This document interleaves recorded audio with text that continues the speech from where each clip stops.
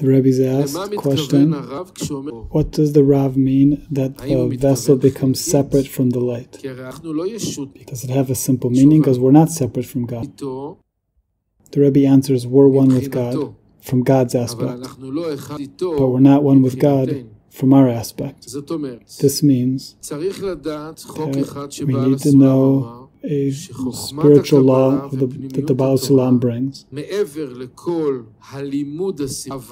that all the subject of the learning of the Kabbalah is talking in terms of our feelings, in terms of what we're attaining awareness of. So if the created being does what the created being wants and not what God wants, it's considered that in terms of our feeling that we're disconnected from the Creator. Who causes the created being to be disconnected? That the created being wants to receive pleasure and enjoyment, and it's not interesting to the created being, the Creator. What's interested to the created being in this situation is only how to satisfy itself. So from the side of the created being, when the desire to receive is completely ruling, we're not connected to God. The measure of our connection to God is according to measure of our fixing, of our constricting our desire to receive and revealing our desire to give. To the measure that we progress in this, then we begin to slowly to become connected to the Creator and to feel the Creator, experience the The Rebbe's asked another question. What is another word for a spiritual partzuf? The Rebbe says panim, a face.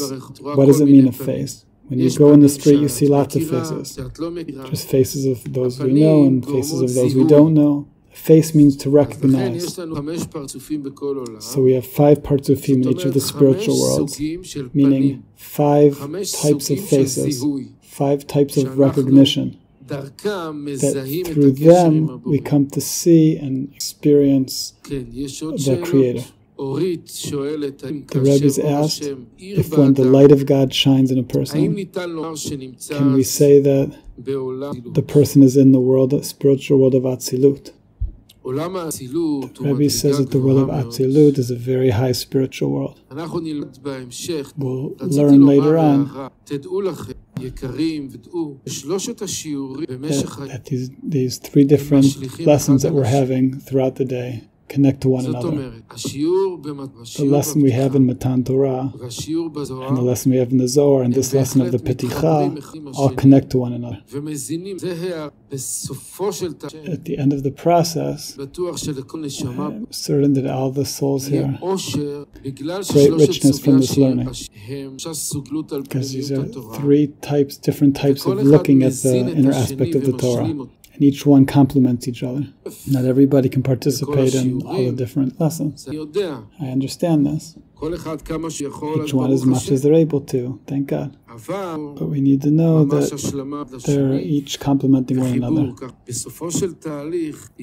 the end of the process, there will be a great richness and a great light, God willing.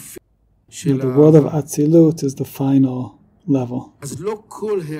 Not every divine light is called the world of Atzilut.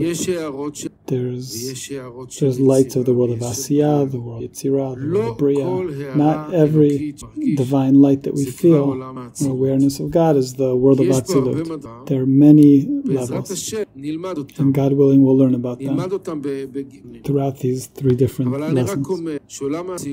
But the world of Atzilut means that when a person arrives at loving others and loving God to the maximum level, a love that can no longer become broken for any reason. This is called the world of Atzilut. And then the light, the vessels, and God are one. The Rebbe's asked a question. We say the prayer, Shema Yisrael, Hashem Elokeinu, Hashem Echad. Does this mean that God's oneness is included in simple oneness all the way from Ein Sof all the way down into this world? The Rebbe says, yes, God's shining through all the situations, all the levels, but by us there's difference in experiencing this. On low levels we don't experience this. On the highest levels we do experience the oneness. Rebbe's asked a question. From one side it's written that more the desire to receive is bigger, there's more movement. On the other hand, when we look at the drawing number 2, the Malchut is considered mineral, which is when we say it's light without movement. So how do these two opposites work together? We say Malchut is the maximum desire to receive. And we know the more that there's desire to receive, it's big, there's more movement. A person has a lot of desire to receive, a lot of movement. But here we say no, it's the mineral level. That's the question. The answer is that in everything we have to differentiate between the nature and the fixing of the nature. When we say that desire to receive, the big desire to receive has a lot of movement, is inside of the nature. But the fixing of the nature is specifically one who has a big desire to receive, needs to quiet it, needs to constrict it. Like it says in this week's Torah reading portion, that after the two sons of Aaron died, it says that Aaron Vaidom, that Aaron was quiet, which alludes to the Malchut. It's not natural, it's a fixing of the nature. The more that person has a big desire to receive, it's harder to quiet ourselves. It becomes a fixing. Another question. Does the created being decide to distance themselves from God, or does God distance them?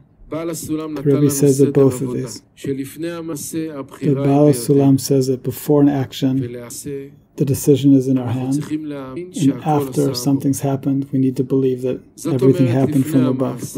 Just before the action and after the action. For example, a person's in a dilemma to open up the computer now and watch something interesting on the internet, or to learn Torah and say Tehillim. So the person needs to decide. The decision is in the person's hands. What is more holy? And what would God want more? How to behave, how to act. So the person needs to determine what's the desire of God and what's my desire. My desire wants to open up the internet to watch what's there, or my desire wants to say Tehillim. What do I want to do? Second of all, what does God want?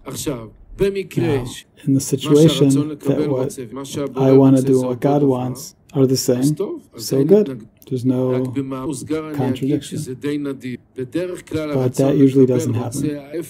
Usually the desire to receive wants the opposite of what God wants. Because God wants a person to give, and the desire to receive wants to receive.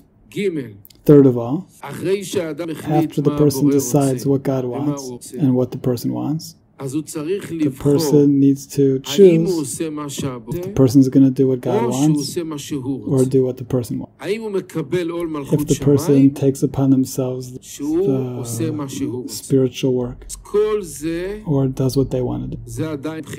And this is the choice of the person. That's what the Baal HaSulam writes. Before an action, we have free will, complete free will before an action. We can do what we want. If a person chooses to do what God wants, then when the person finishes what they've done, the person needs to believe that God gave them the power and the decision to do this. So the person needs to give thanks to God that God brought the person close and gave them the strength to do what God wanted. To give thanks from the depths of the heart.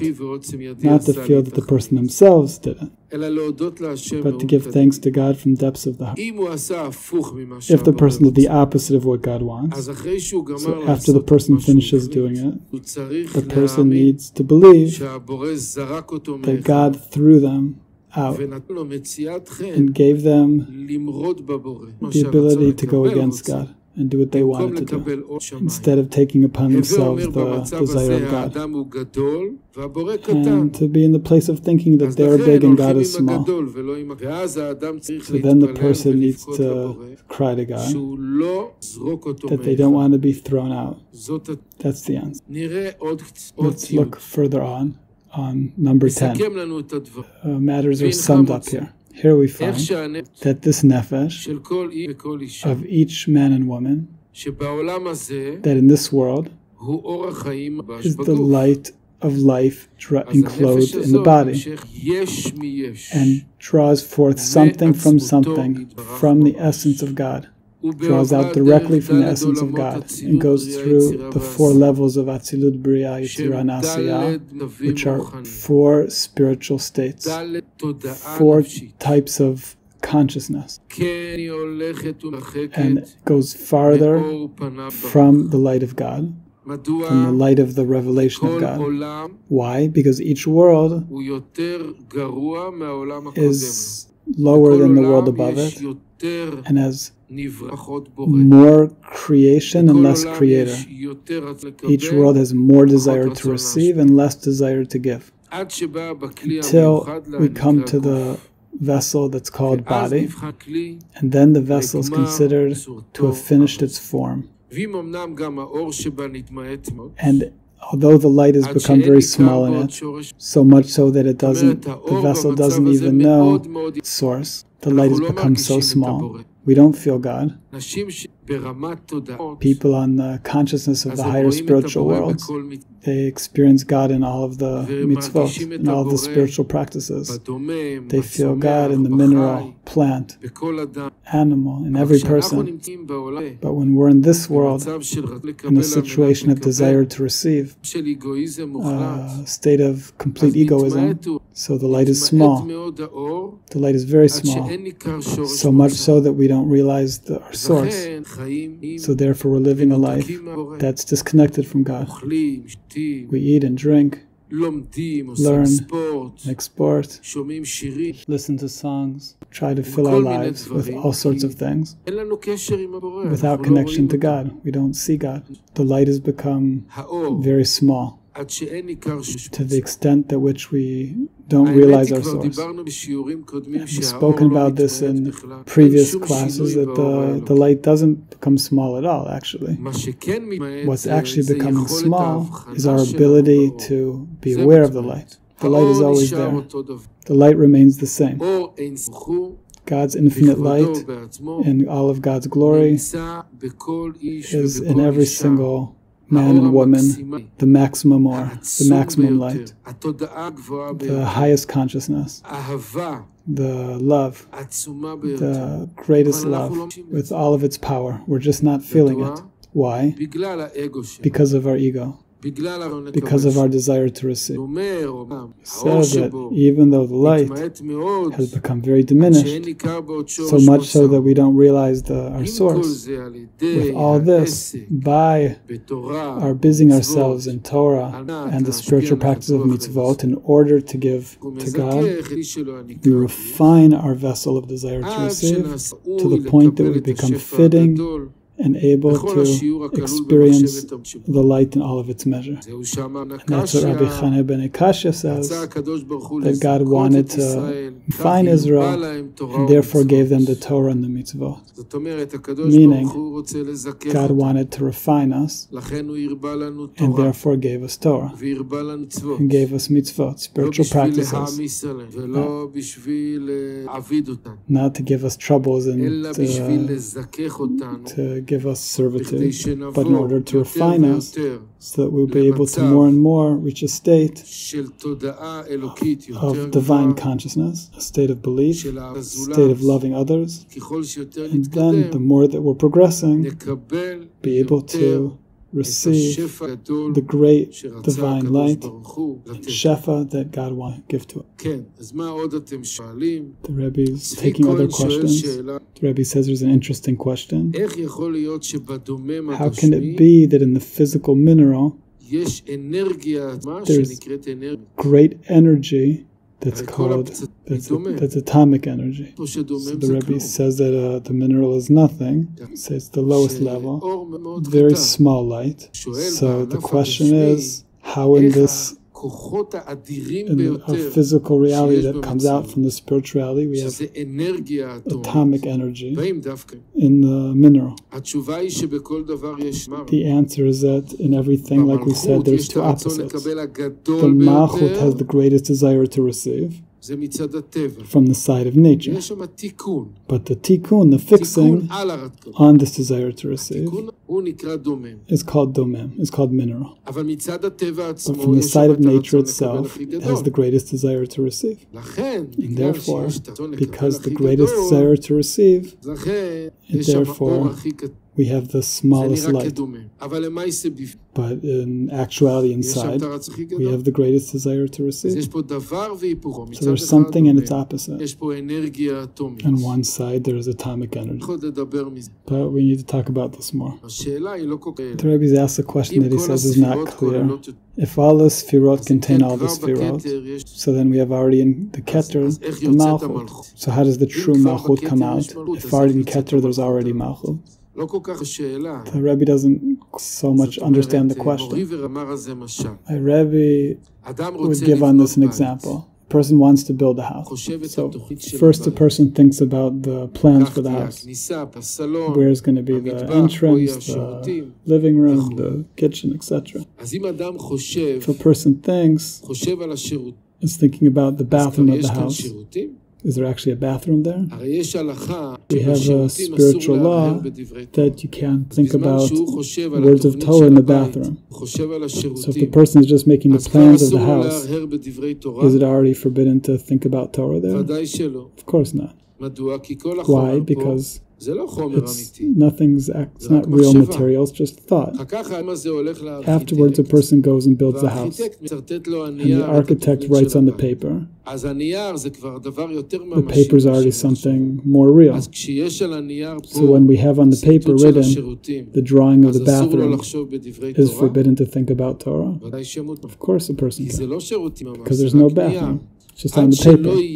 Until there's actually built the bathroom. It's built and ready to be used as a bathroom. Until then, it's just the root, but it's not actually a thing itself.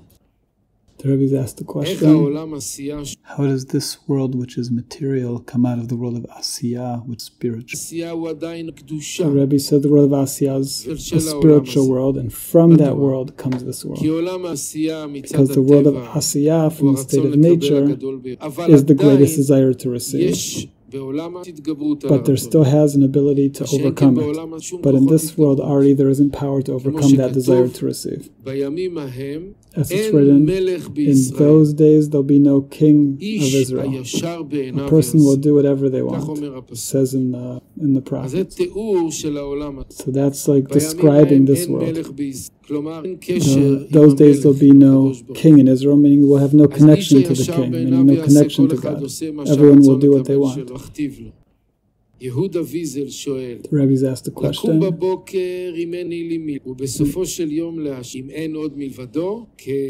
wake up in the morning and say, it's all in my hands to do, and go to sleep at night and saying, God did everything? The Rebbe says yes. The Rebbe's asked the question,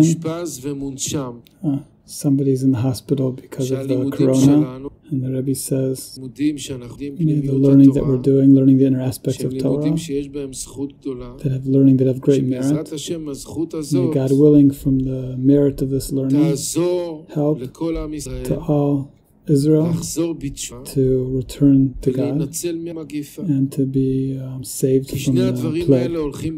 These two things go together. God sends us a plague, pandemic, so that we can start a new way. The two things come together.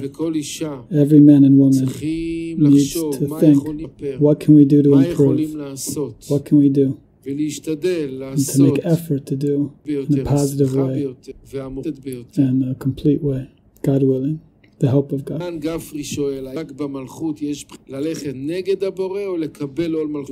only the Malchut have the power to connect to the Creator or go against the Creator And the Rebbe says yes, because until the Malchut we don't have a creation. The Rebbe asks, is there an aspect of spiritual work in the world of Atzilut?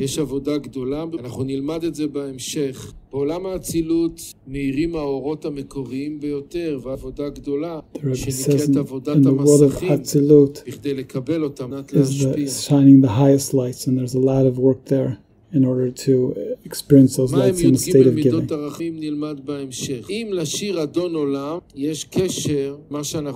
Rebbe asks if the prayer Adon Olam has a connection to what we're learning. The prayer says that God exists before all creation. God that created all of the created beings through the progression from Ein Sof all the way through the spiritual worlds until this world. The Rebbe says we're coming now to a very interesting question of the Baal HaSulam. On number 11. And with this we'll understand the true framework to differentiate between spirituality and materiality. Because what does most of the world think? That spirituality means something that we don't see. And materiality is something that we do see. The Baal HaSulam says something different. Because everything that has desire to receive, which is the fourth aspect, is called material. We find in all the details of reality. Because this world is delineated as a situation of desire to receive in order to receive. And everything that's above the great measure of the desire to receive is considered spirituality, which means the worlds of Asiya, Yitzira, Bira, and Atzilut. Even the world of Asiya is considered spiritual, because the world of Asiya is complete holiness. Even though we have the big desire to receive there, but we have the work on the desire to receive, and therefore in the world of Asiya there's light of holiness that is called nefesh, like we see in the drawing number 2. But in this world, Olam Hazeh, in the situation of receiving in order to receive, there is no divine light, only physical pleasures. We don't experience God. For experiencing God, so it's already a good sign that we're in a higher level. And everything that's above this great measure of desire to receive is considered spiritual, which are the 4 spiritual worlds that are above this world. And with this understand that all the going ups and goings down that are talked about in the spiritual worlds are not an aspect of space, God forbid, but only talking about these 4 aspects of desire to receive, because everything that's farther from the 4th aspect is considered a higher place, and everything that's closer to the 4th aspect is considered lower. The Rebbe says this is simple. When I say, for example, that this student is going up,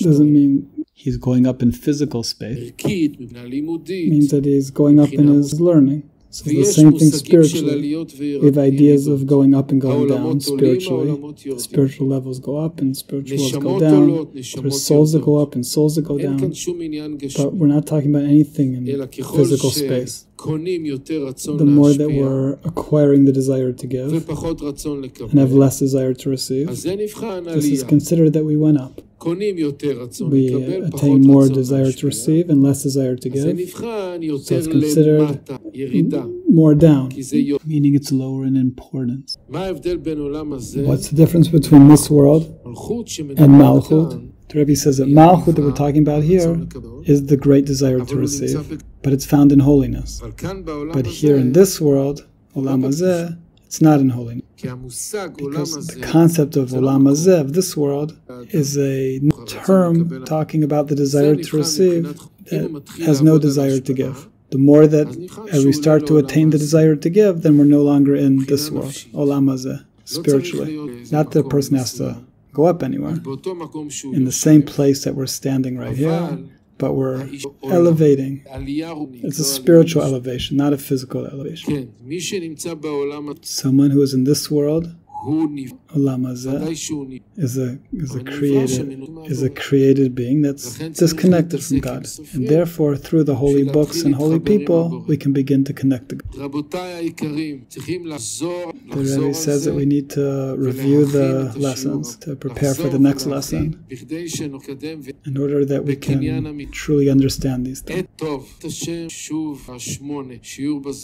Rebbe says there's a lesson this evening on the Zohar, and wishes everybody joyful.